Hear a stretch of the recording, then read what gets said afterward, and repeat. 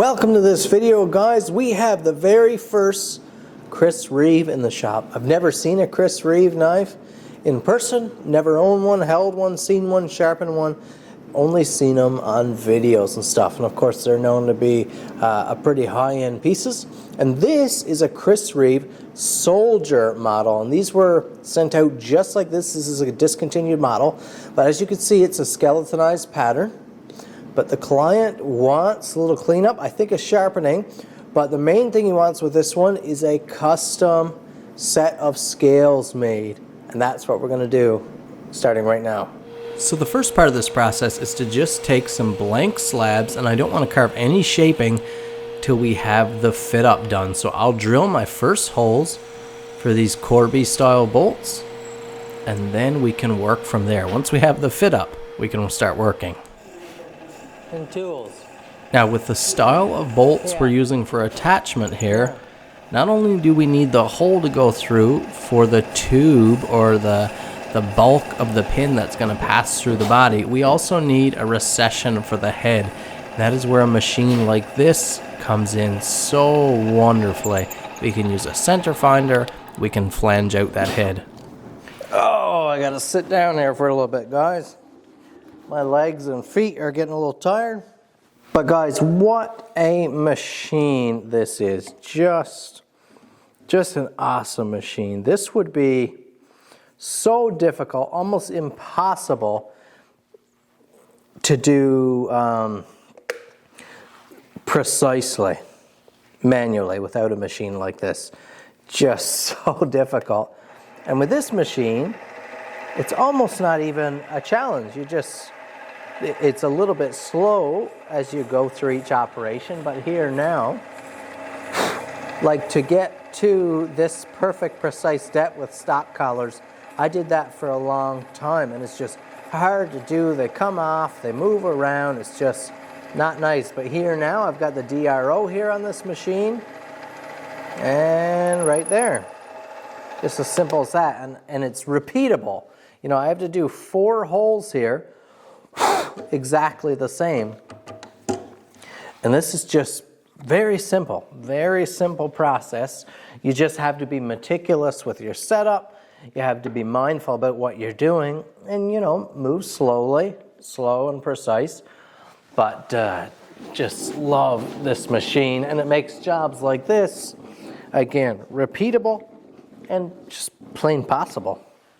I would love a power vertical feed. That would be really awesome for something like this, because all the other operations are small scale, like moving the table here for like a notch cut or something. You know, you're fine moving that slow because you're watching it and you're there, but just getting the machine up to change heads and stuff like that, whoo, it's tiring when you have to raise it, you know, 2 or 3 inches. Would be awesome to have a power feed, a vertical power feed. Right, I've got to move like 4 or 5 inches now. And when you're doing a lot of like repeated center finding like this, you've got to do that, and it takes some time.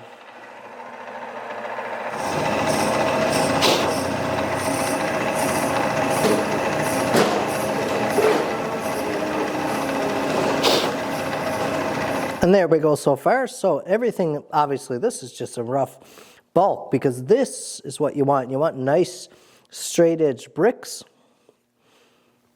to clamp in the vise. But now that I have this done, I can trace out the shape of scale I want, take them in. Now, nice, look at that, just a slight recession. It'll be even closer by the time I reface this on the grinder and we put our own finish on there. This is very, very exciting. Now we know our micarta scales are all lined up, they fit to the knife. Now we can trace out the tang, as you can see that I've done right here on this micarta. We can go to work actually carving the shape and get to work on the aesthetics now. Now is where it gets probably a little more fun for most people, is that you can go ahead and carve in those cool finger grooves and the different shapes and lines that you want to implement. Now is the time to do that. after the engineering, the precision work has been done.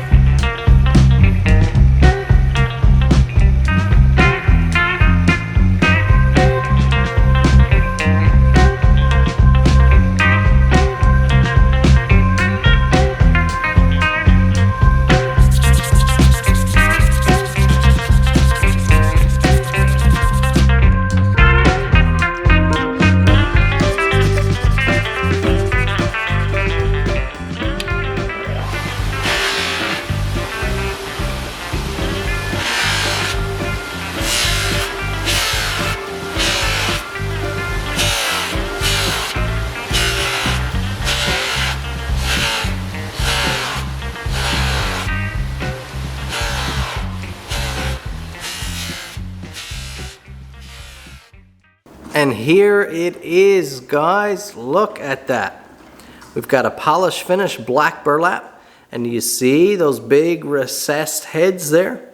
Those sit down beneath the surface, but we of course took care of that first, and then we went ahead and created the shape. And we want, because this is like a rounded tang, this knife was designed never to have scales.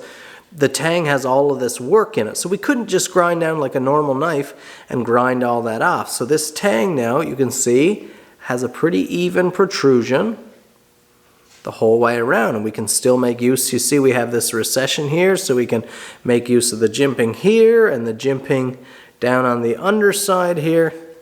This is just a beautiful knife. I hope you enjoyed this video. I hope you picked up some information that might be able to help you in your own knife work. That is part of the goal here, but isn't that cool? Hit that like button, subscribe to my channel if it's your first time here. We're gonna stone sharpen this knife, so come back in the next video.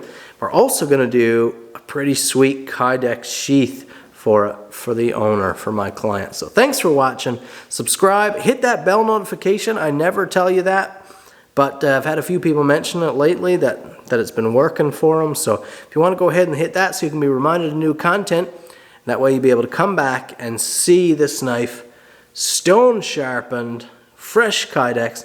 It's going to be like a whole new knife setup for the client. Thanks for watching. We'll see you in the next one.